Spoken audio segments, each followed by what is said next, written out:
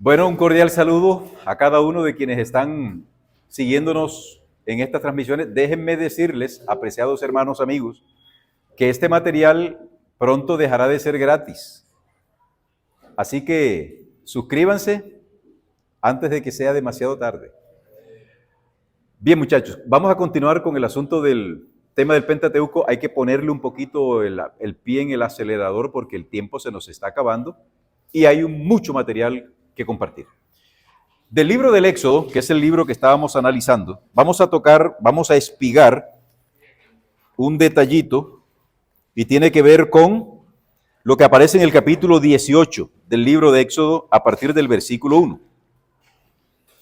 Dice el texto bíblico: el título del tema puede ser sacerdocio y santuario. Vamos a abordar este par de temas dentro del análisis del libro del Éxodo. Sacerdocio y santuario. Oyó Jetro, sacerdote de Madián, suegro de Moisés, todas las cosas que Dios había hecho con Moisés. Podemos irnos al libro de Génesis, el capítulo 14, sin perder este otro, y nos vamos a encontrar con otra realidad, y es el célebre Melquisedec. Génesis capítulo 14, versículo 17. Cuando volvía de la derrota de Kedorlaomer y de los reyes que con él estaban, salió el rey de Sodoma a recibirlo al valle de Sabe, que es el valle del rey. Entonces Melquisedec, rey de Salem y sacerdote ¿de quién? Del Dios Altísimo, sacó pan y vino. Noten ustedes que no se ha instituido todavía el sistema sacerdotal levítico. Y sin embargo, ya hay mención de un sacerdocio. ¿De dónde surge Melquisedec? Pues esa es una pregunta que se puede responder de la nada. No sabemos. Irrumpe en el escenario de Génesis sin ningún tipo de presentación. Luego se presenta acá en Éxodo, el capítulo 18, la otra mención. Y esta vez es Jetro, sacerdote de Madián, suegro de Moisés. ¿Qué significa que Jetro, que Melquisedec son sacerdotes sin que exista todavía un sistema sacerdotal preestablecido por Dios? Significa que Dios no circunscribe la relación del pueblo con él a ninguna persona. Antes de que Dios conformara a la tribu de Leví, o llamara a la tribu de Leví para que sirviera en los asuntos del santuario, Dios le dijo al pueblo: yo quiero que todos ustedes sean un reino de sacerdotes. ¿Qué fue lo que ocurrió con el pueblo de manera específica? Vamos a verlo a continuación.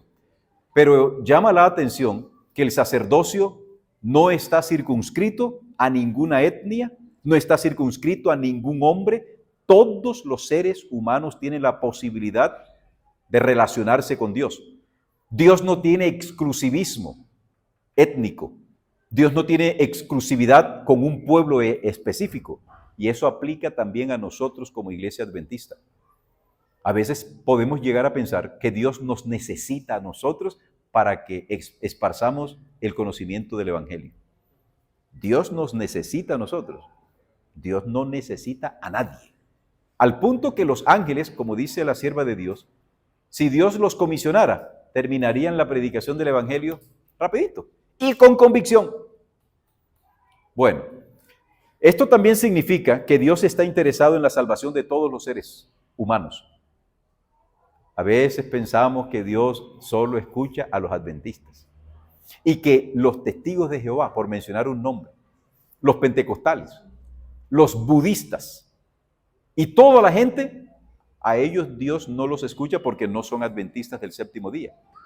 No, yo estoy convencido y creo que usted está convencido de que la iglesia adventista es la iglesia remanente, es la iglesia verdadera, que posee el mensaje verdadero para este tiempo final. Pero eso no significa que somos los únicos a quienes Dios escucha. ¿Qué ocurrió con Jetro? Jetro, que era el papá de la esposa de Moisés, que se llamaba Séfora, fue a visitar a Moisés para llevarle a su esposa y a su hijo, a sus hijos. Cuando Jetro llega al campamento y lo reciben como debe recibirse, al suegro y a un hombre importante, Jetro, que era un hombre inteligente, se dio cuenta de lo que estaba haciendo Moisés. Se levantaba tempranito en la mañana este pobre mortal a recibir las quejas del pueblo. Lamentos por aquí, pone una queja por acá, que por acá está peleando el otro, que me robaron la gallina, que mira, señor, ¿cómo se llama? El cordero se me está comiendo todas las quejas. Desde la mañana hasta la tarde, casi hasta el anochecer. Entonces viene Jetro y llama a Moisés y le dice: yerno, yo necesito hablar con usted. Sí, suegro, dígame. Mira, muchacho, al paso en el que tú vas, Séfora se va a quedar viuda. Rapidito. ¿Por qué, suegro? ¿Por qué dice usted eso? Muchacho, el tren que tú llevas de trabajo, eso no lo soporta nadie. Te voy a dar un consejo. Y habló Jetro.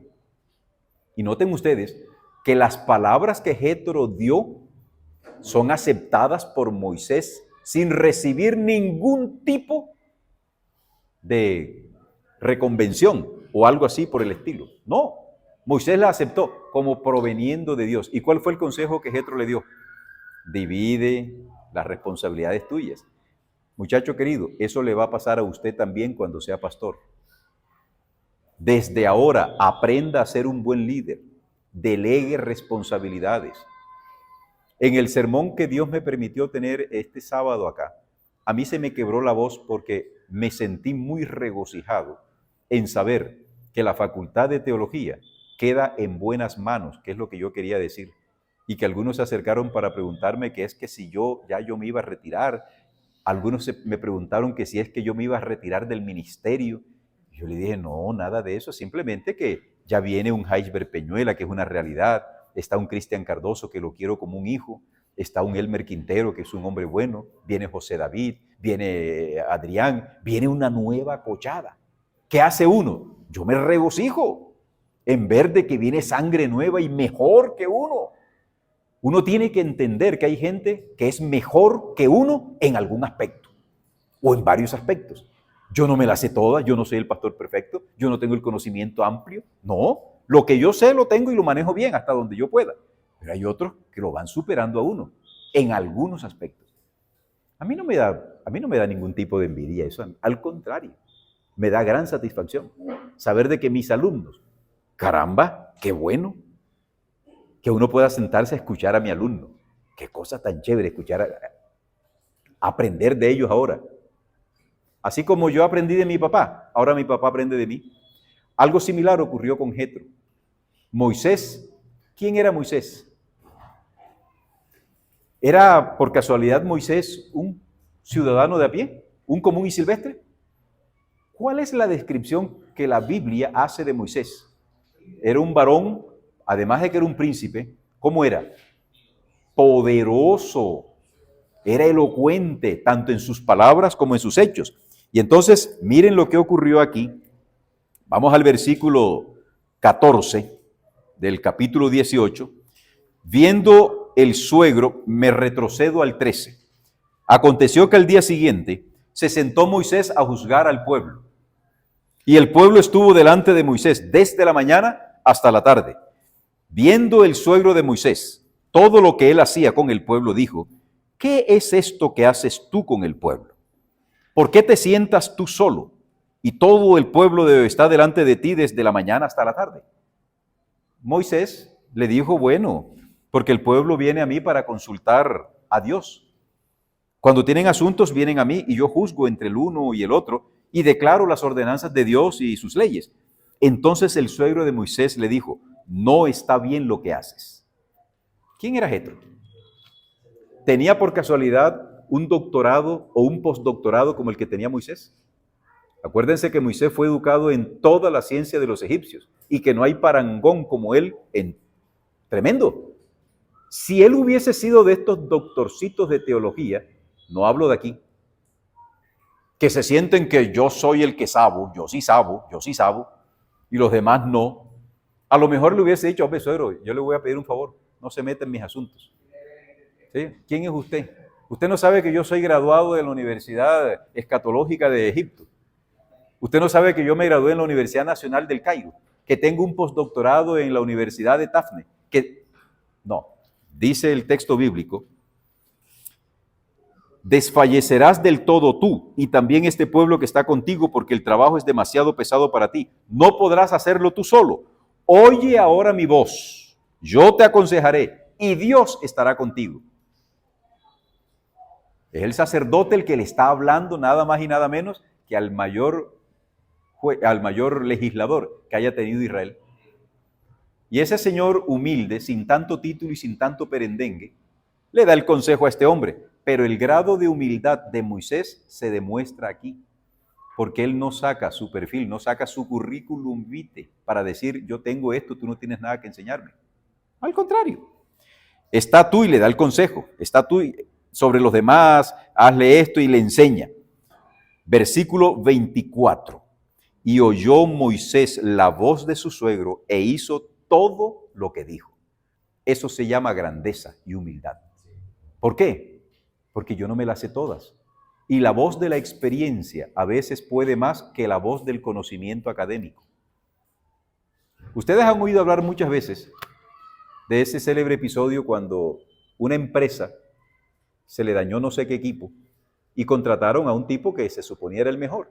Llegó el tipo y en menos de 5 minutos arregló el problema. Pásenos la factura, y pasó la factura. $50,000. Cuando vieron ese asunto, pero $50,000. Si usted apenas duró 5 minutos arreglando eso, ¿cómo nos va a cobrar eso? Entonces le desglosó. Ok. $10 por poner el tornillo. Y $49,990 por saber cuál y dónde era que tenía que poner el tornillo. Porque es que el conocimiento no se improvisa. Y Moisés lo aceptó. ¿Existía el sistema sacerdotal? No existía. ¿Y qué hizo Jetro? Miren lo que viene y hace Jetro.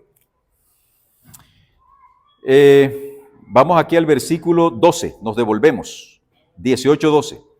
Y tomó Jetro, suegro de Moisés, holocaustos y sacrificios para Dios, y vino Aarón y todos los ancianos de Israel para comer con el suegro de Moisés delante de Dios. ¿Quién era entonces este Jetro? A quien incluso el mismo Aarón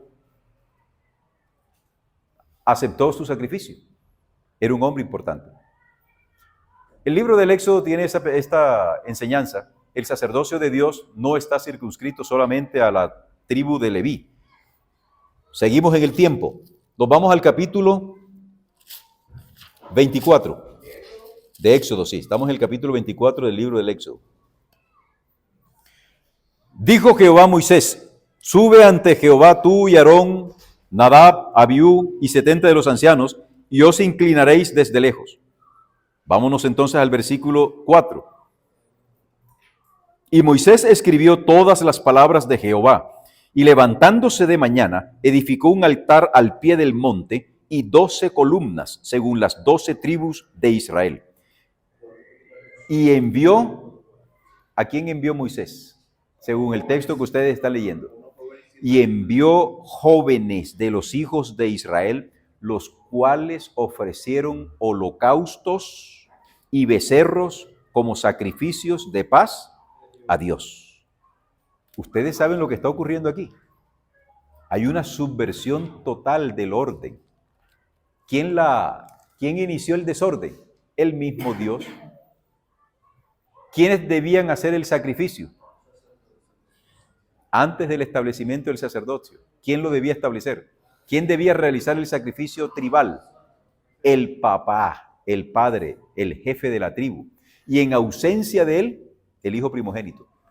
Pero aquí viene Dios y dice, no, es que no solamente ustedes pueden hacerlo.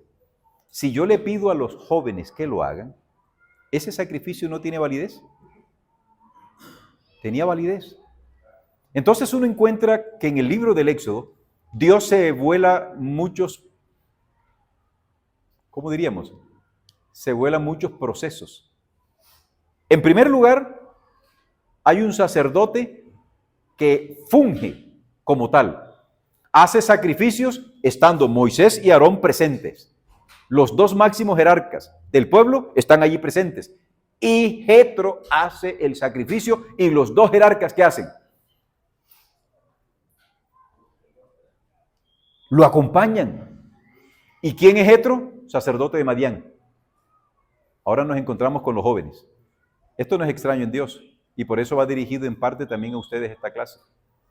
Ninguno tenga en poco tu juventud. Por eso venimos luchando y yo les dije, si ustedes quieren, permítanme ser su consejero. Vengo luchando para que ustedes, aunque sean jóvenes, no por eso tienen que ser vistos como unas personas o unos muchachos triviales. Pueden ser alegres, pero serios. Alegres, pero responsables. Y no dice el proverbio que aún el joven es reconocido en la multitud por su comportamiento, por su conducta. Bueno, a eso están siendo llamados ustedes según el libro del Éxodo. Están jovencitos. Algunos tienen pelo en la barba, pero algunos no tienen ni pelo por ningún lado. Pero es importante esto, que no olviden que Dios llama incluso a los jóvenes en un momento cuando no está establecido el sistema sacerdotal todavía. Ahora, en el capítulo 25, voy al versículo 9, dice Dios, versículo 8, perdón, Éxodo 25, 8. Bueno, señores, les llegó el momento de hacerme un santuario para mí, y yo habitaré en medio de ustedes. ¿Por qué Dios es quien toma la iniciativa y no el pueblo? Porque Dios sabía que si le deja la iniciativa al pueblo, ¿qué tipo de santuario van a elaborar o a construir los israelitas que han salido de Egipto? Uno parecido a lo que ellos vieron. Y la evidencia es tan incontestable que cuando Moisés se les perdió unos días, no más 40 días, inmediatamente se descachucharon. Bueno, perdonadme el término, descachuchar acá es un término de decir que perdieron los estribos, se equivocaron, se torcieron, se fueron por donde no era. ¿Y qué hicieron? Un becerro.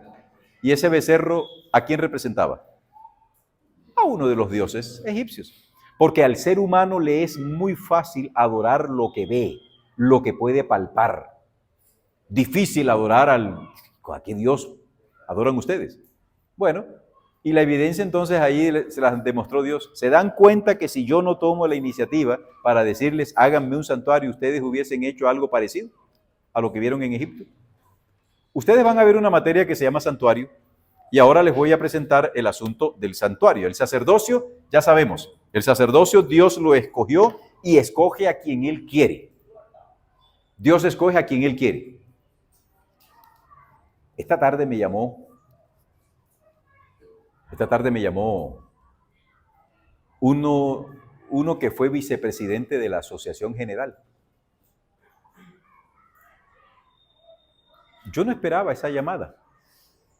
Y entonces viene a decirme, pastor, quiero llamarlo, o lo llamé, que tenía urgencia de llamarlo, para decirle que he escuchado su sermón 2 veces. Este que prediqué el sábado, y que yo les dije, yo no les comenté cómo fue la historia de ese sermón. Bueno, sí, no, pero la historia, la génesis de eso, ahorita se los digo.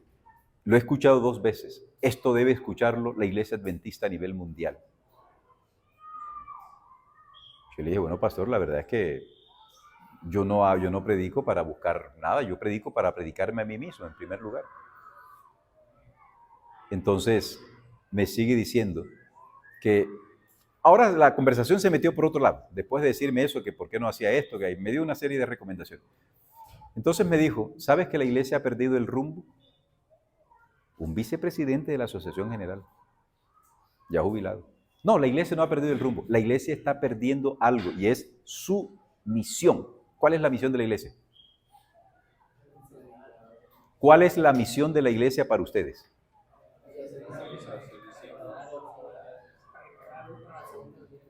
Esa es la misión de la organización. Preparar un pueblo, esa es la misión de la organización. Pero ustedes van a la Biblia, ¿cuál es la misión de la iglesia? Y resulta que ninguna de esas cosas es. Nosotros hemos confundido la comisión con la misión. La comisión de Jesús es id y predicad el evangelio. Esa es la comisión. Pero la misión de nosotros es modelar el carácter de Dios en nuestras propias vidas, para que la gente vea vuestras buenas obras y glorifique a vuestro Padre que está en los cielos. Cuando ven que un pastor, que un estudiante de teología se comporta de una manera tal, la gente que no conoce dice, ¿tú qué haces, muchacho? ¿Tú qué estudias? Tú dices, yo estudio, me estoy preparando para ser pastor. Ah, con razón eres tan diferente. ¿Qué hiciste? ¿Predicaste el evangelio? Modelaste. Bueno, eso me estaba diciendo el hombre. Y en lo que tiene que ver con esto del sacerdocio, Dios no necesita a nadie. Dios no nos necesita a nosotros. Es más, hay una cita de Elena de White, que se la puedo compartir cuando encuentre la revista, que yo la tengo, yo sé dónde está. Ella menciona, yo esperaba que Dios no levantara otra iglesia. Ah, si esa cita la lee uno de estos davidianos o mal llamados deformistas, se regodearían porque dirían, ¿se da cuenta que la sierva de Dios está diciendo que va a levantar otra iglesia? No. Nosotros encontramos que Elena de White muchas veces, como todo profeta, habla mal, fuerte contra la iglesia. Los profetas Jeremías, Isaías, Ezequiel, hablaban duro contra el pueblo. Este pueblo me lo voy a destruir, ya no quiero saber más nada de este pueblo, me tienen jorro. Término costeño que significa me tienen hasta la coronilla. Me tienen aburrido, hastiado. ¿Pero los desechó Dios? No. ¿Levantará Dios otra iglesia? ¿Para qué? Se queda con esta. Pero él va como la gallina, sacando lo que no sirve. Y trayendo de lo que sí sirve allá afuera, metiéndolo acá. ¿Han leído esa declaración de Elena de White también? Donde ella menciona que Dios tiene mucho pueblo allá afuera, pero que no permite que entre aquí, porque los que estamos, los sacaríamos. ¿Qué hace Dios? Hay que sacar primero a esta gente que no sirve para nada, para que vengan a ocupar los puestos, gente que sí realmente está interesada en el avance del evangelio. Bueno, hablando de esto, entonces vamos a tener con el asunto del santuario. Y me harán un tabernáculo. Ustedes van a tener toda una materia dedicada al estudio del santuario. Aquí le voy a dar simplemente un breve esbozo de lo que era el santuario y que ustedes, algunos ya manejan el concepto del santuario. Edward, ¿te puedo pedir un favor? ¿Qué cambiaste tú de opinión cuando viste la doctrina del santuario a cómo entraste? ¿Qué cambié yo? Porque ya él vio santuario. La percepción del evangelio, la salvación, la doctrina del santuario, la realidad del servicio de Jesús, la importancia también. La importancia. La doctrina del santuario es clave para la iglesia adventista. Es una columna vertebral. Elena de White escribe que el tema del santuario fue lo que explicó el gran chasco y originó una serie de verdades coherentes. Por eso, no es mala idea que ustedes se pongan a investigar desde ahora cómo surgen del santuario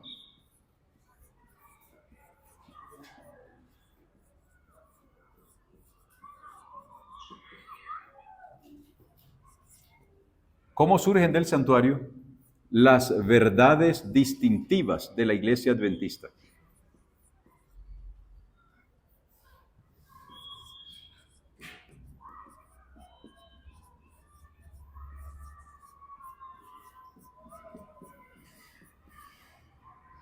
Otros lo presentan así, ¿no? IASD. Adventis. Vamos a borrarlo para que no vaya a haber confusión de términos.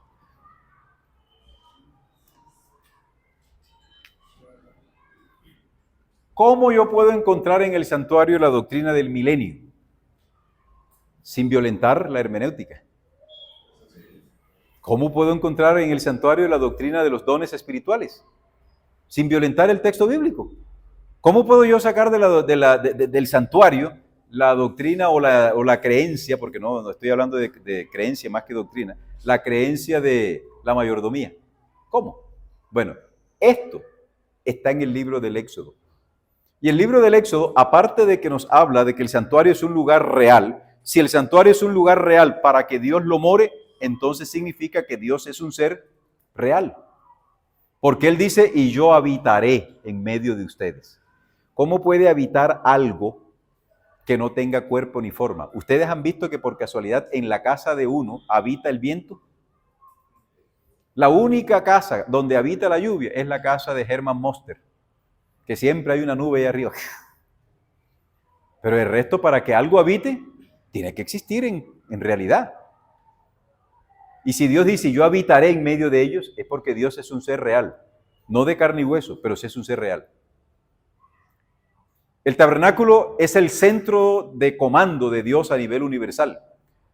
A ese lugar se dan cita todos los representantes de los mundos que no cayeron. No tenemos la mínima idea de cómo opera eso allá en el cielo, pero es el centro de comando universal porque allí está el trono de Dios. Ustedes saben que la capital más visitada del mundo por los dirigentes y por los gobernantes, ¿cuál es? A nivel político, Washington, porque allá está la Casa Blanca. Y les guste o no les guste, Estados Unidos sigue siendo la potencia número uno en todos los aspectos, militar, económico, en todos los aspectos. Es una potencia. Y allá van todos los gobernantes a buscar, ajá, señor el presidente de turno, ¿cómo hacemos? Si eso ocurre aquí en la tierra, bueno, el santuario celestial, que es una contraparte de esto, es el santuario terrenal, es una pálida figura de lo que es el santuario celestial, es el centro de comando. Número 2, es el centro de adoración universal. Número 3, es el sitio donde confluyen los adoradores para buscar la orientación de Dios. Ya no es tanto adorarlo, sino, Señor, ¿qué me vienes a decir tú? Y número 4, el santuario celestial, en comparación con el santuario terrenal, es el lugar de coinonía, donde nosotros nos relacionamos y todos somos iguales. Traslademos eso un momentito a lo que ocurre en la iglesia. Acá en la iglesia de la UNAC tenemos al rector, tenemos al señor rector, tenemos a los señores vicerrectores, tenemos a los decanos, a los coordinadores, jefes de departamento, que durante la semana imparten instrucciones. Ellos tienen una responsabilidad y nosotros tenemos la responsabilidad de seguir sus instrucciones, porque para eso ellos fueron puestos allí, son gente capacitada. Pero cuando llega el sábado y nos encontramos en la iglesia de la UNAC o en la iglesia donde usted asiste, ¿quiénes son ellos respecto a nosotros? Idénticos adoradores delante de Dios. Y nos encontramos y nos abrazamos, pues debiese ser así, ¿verdad? Pero varón con varón, dice Daniel que da calor. Bueno, hago un paréntesis. ¿Qué días estaba yo escuchando a alguien, yo no me acuerdo dónde fue, de un pastor que decía que hay que abrazar? No, no lo hagan. No se presten para ese juego. Eso no está bien. Desde el púlpito, alentar a la iglesia para que se abracen, denle un abrazo al que está al lado. ¿Por qué? Yo no voy a la iglesia a abrazar. Yo voy a la iglesia a adorar a Dios. Cuando voy afuera y me encuentro con alguien a quien yo quiero abrazar, lo abrazo. Pero a mí no me pueden ordenar, abraza al que está al lado y ese yo no lo conozco. Y si es una muchacha o una señora. ¿Y cómo sería el abrazo? Pastor, ¿cómo abrazo? ¿Como de medio ladito, como la jirafa? ¿O cómo es la jugada, pastor? ¿Pecho, pecho? ¿Caderita con caderita? ¿Brazo con brazo? ¿Hombro con hombro? No, no se presten para eso. No se presten para eso. ¿Qué ibas a decir, Johan? Con base a lo que usted decía de cómo surgen pues, las verdades de la iglesia, yo sé que su punto de teología no es con base a otros escritores, pero sí me gustaría saber una opinión, porque estamos hablando del santuario, y es que yo he leído el libro de Franco Estefanovich, Revelación de Jesucristo, y él habla mucho de que en Apocalipsis se ve con mucha frecuencia el tema del santuario. Sigue hablando mientras te paso el micrófono. Entonces, llegué a una conclusión, llegué a una inquietud que después pues quise investigar con el pastor Esteban Bor, que también pues tiene unos seminarios de impacto profético, y mi pregunta es esta: ¿es posible saber por medio de Apocalipsis 15:8 qué es el fin del tiempo de gracia? Ya que ahí se habla del templo, y según lo que pude leer de Ranko Stefanovic, del resto del libro de Apocalipsis no se hace mención del santuario, sino cuando ya viene la Nueva Jerusalén. ¿Podríamos saber eso con claridad ahí, pastor?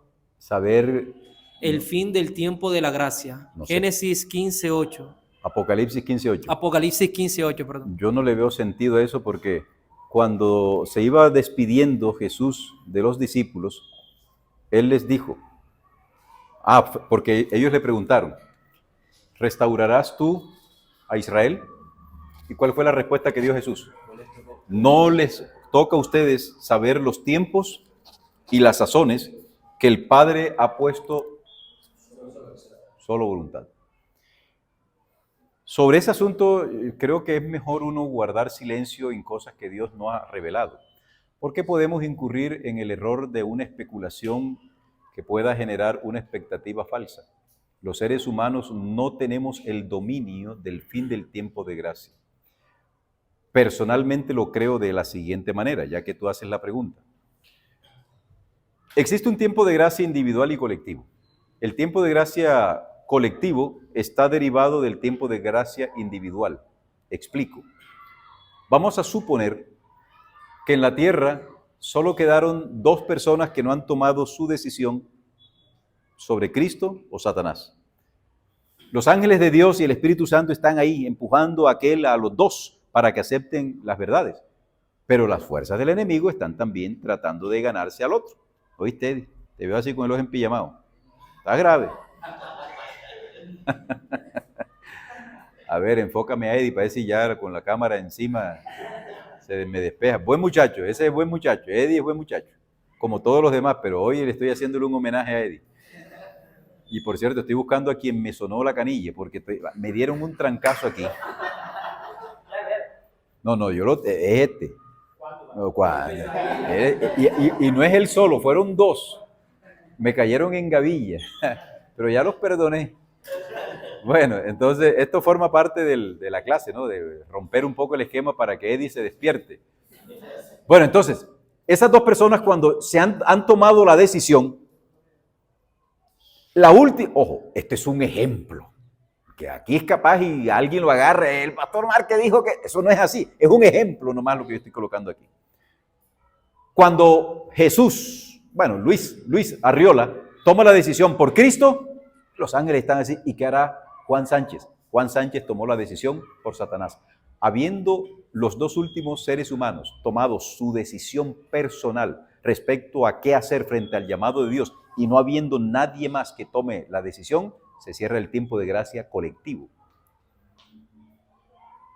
Porque sería injusto de parte de Dios que Él diga, el fin del tiempo de gracia lo he establecido conforme a mi sabiduría y tirando algoritmos, el 30 de julio del año 2027 decidí cerrar el tiempo de gracia. El que no cayó allí, no cayó, y el que se fregó, se fregó. Y resulta que también nos han enseñado que el tiempo de gracia se pudo haber acabado para nosotros ya porque nuestros nombres pudieron haber sido pasados por el libro, por el registro del cielo. Y mientras usted aquí está estudiando teología, preparándose para ser pastor, usted no sabe que su nombre ya fue pasado por allá arriba y usted quedó vea pailas. Está usted listo, más perdido que cucaracha en baile gallina. Está perdido. Y usted no lo sabe. Pero eso sí, usted aquí siente deseo de orar, todavía tienes deseo de estudiar la Biblia, de compartir el Evangelio, pero ese es un esfuerzo estéril porque ya tú estás perdido. No, eso no es así. Entonces, en mi criterio, Johan, no sé, no conozco bien las posiciones de este par de hombres de Dios que los respeto, como es el pastor Stefanovic y Borg, no son la palabra de Dios. Como bien lo has dicho, no me gusta beber de la fuente de otro. Yo voy a la fuente de la Biblia y del Espíritu de Profecía. Lo que yo encuentro allí lo trato de analizar. Pero ellos tendrán, no sé qué pueden decir ellos sobre el particular. Pero háblame duro, para que se oiga acá por lo menos. O sea que nosotros debemos considerar, es que sí, y por eso le traigo la pregunta, porque Clifford Goldstein, en un libro que se llama Desequilibrio Fatal, él le preguntó a su esposa acerca, la pregunta que usted le hizo a Edward, ¿qué le habían enseñado a ella acerca del santuario y del juicio? Y ella le dijo, textualmente le dijo, ese libro se llama así, Desequilibrio Fatal, le dijo, a mí me enseñaron en la iglesia que en el cielo se está llevando a cabo un juicio y que nuestros nombres pasarán bajo un registro y muchos tristemente serán hallados faltos y seguirán viviendo en esta tierra pero sin esperanza.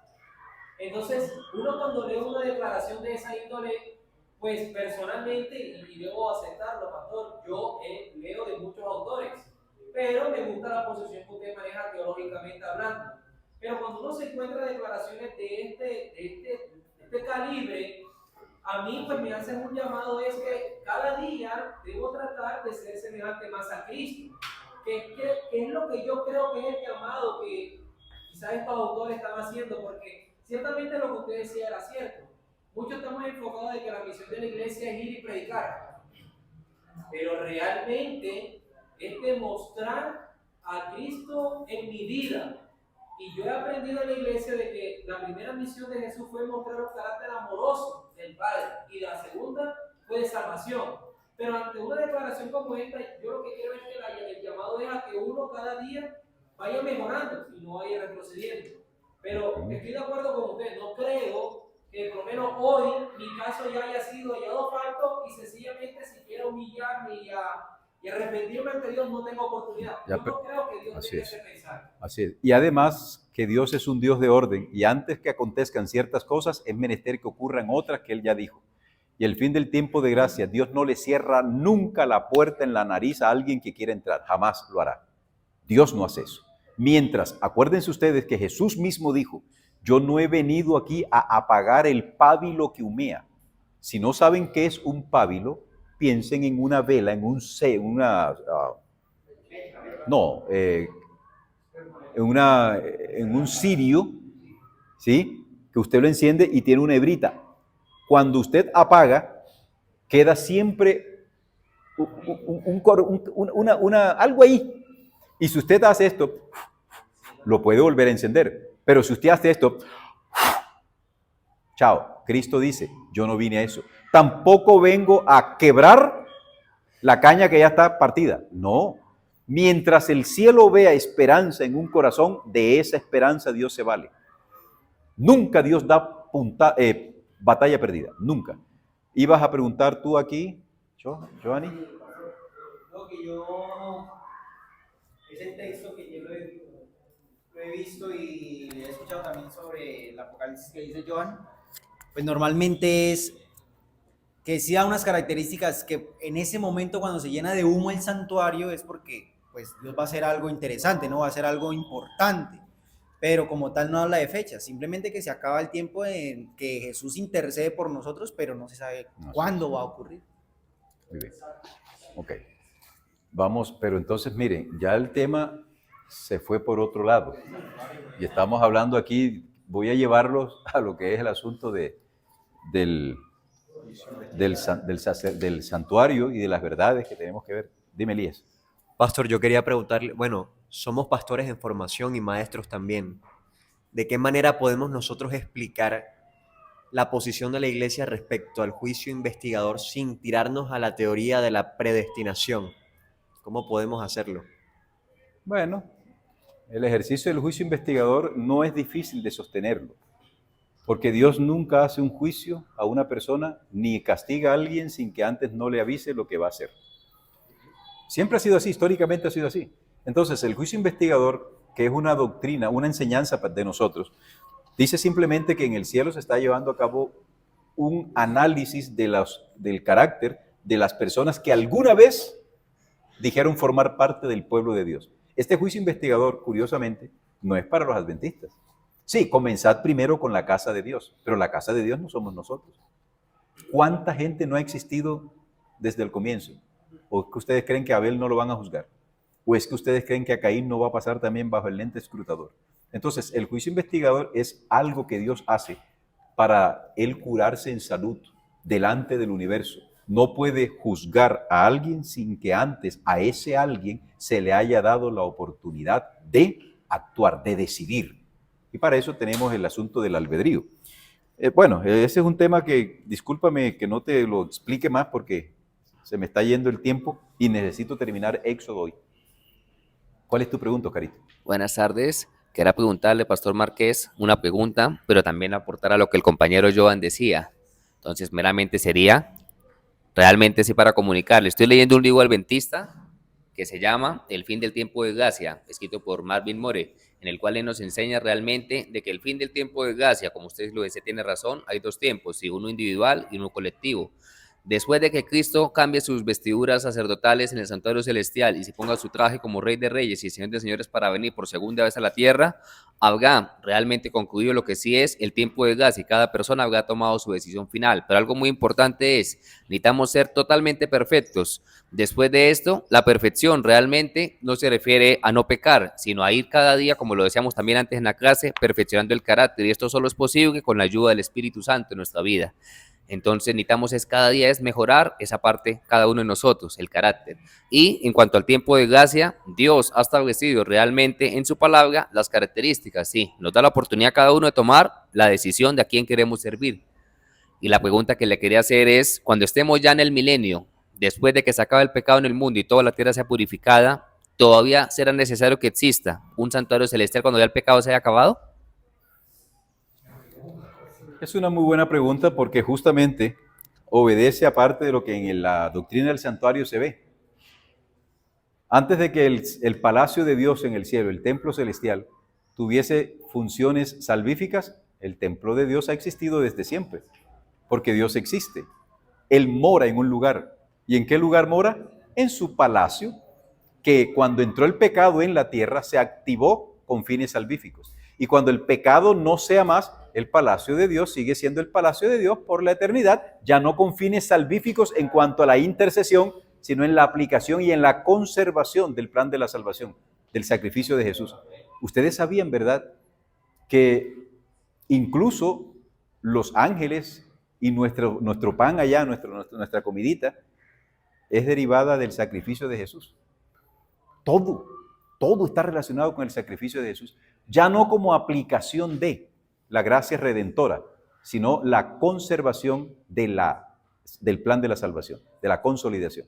Bueno, ustedes preguntan mucho y me gusta mucho eso, pero sigamos acá entonces con el santuario. ¿Cómo surgen del santuario las verdades distintivas de la iglesia adventista? Ese es un tema, pero yo estaba diciendo algo y a mí se me fue la paloma cuando el Joan viene y me fue... ¿Fue la pregunta? Sí, pero es que yo con este Alzheimer que ya tengo, se me fue la palomita. No, a mí no se me fue, me la espantaron. Me la espantaron completamente. Bueno, ¿ah? ¿Qué? Oh, sí, un decir, no vayan a decir ahora que el pastor Márquez tiene Alzheimer. Les iba a comentar algo, un detalle. Resulta que en una clase del semestre octavo, porque tengo que denunciarlos a ellos para que presten atención, viene alguien y dice que el pastor Márquez dijo en la clase que lo que no se aprendió aquí en la tierra se aprenderá en el cielo. Eso me lo asignaron a mí y por ahí va rodando la bola. Le dije yo a la persona, yo no dije eso, yo dije lo siguiente. Puse el ejemplo de mi padre. Si mi papá aquí en la tierra no tuvo la oportunidad de estudiar como la que yo tuve, el conocimiento que yo tengo seguirá conmigo. ¿No será que entraremos idénticos todos, como quien dice, cero conocimiento y arrancamos todos a adquirir el conocimiento? No, el que adquirió conocimiento aquí, ese conocimiento seguirá allá. Y el que no tuvo el conocimiento aquí, ese conocimiento tendrá que adquirirlo allá. Pero yo no he dicho que el que no aprendió aquí aprenderá allá. No, yo no dije eso. Dije, la ignorancia voluntaria es pecado. Eso es verdad. Y otro más. No, yo no les leí la cita a ustedes. ¿Qué es esa cita, pues? Sí, en la matutina, una matutina, donde yo les leía el impactante que es esa cita, de que usted aquí puede haber sido perdonado por Dios, pero tus facultades morales quedan dañadas por la eternidad. Y el goce de disfrutar allá no será igual. Creo que eso lo habíamos analizado aquí, ¿o no? Bueno, un día de esto lo analizamos. Pero presten atención porque hacen lo mismo con la pobre hermana Elena de White. Leen por allá una cita, después leen otra cita, unen los dos conceptos y dicen, la hermana Elena dice tal cosa, cuando la pobre señora no ha hecho eso. Fue asociación de ideas. Bueno, pues, what time? Bueno, entonces, en este asunto del santuario, Dios les decía que es un ser real, va a vivir en medio de una estructura que Él mismo dice, así es que me la van a hacer. Así es que yo la quiero. No van a seguir ningún patrón mundano, van a seguir el patrón que yo les digo. Y por supuesto que en el libro del Éxodo vamos a encontrar todo lo que Dios estipula, el ritual, las ofrendas, el sacrificio, todo lo que tiene que ver con las estructuras, los funcionarios, las fiestas, y Dios inaugura el santuario. ¿Cómo inauguró Dios el santuario? Con fuego. Fuego cayó del cielo y consumió la ofrenda que se había hecho. Y a partir de ese momento, ese fuego nunca se te podía apagar. ¿Qué representa ese fuego? Ni lo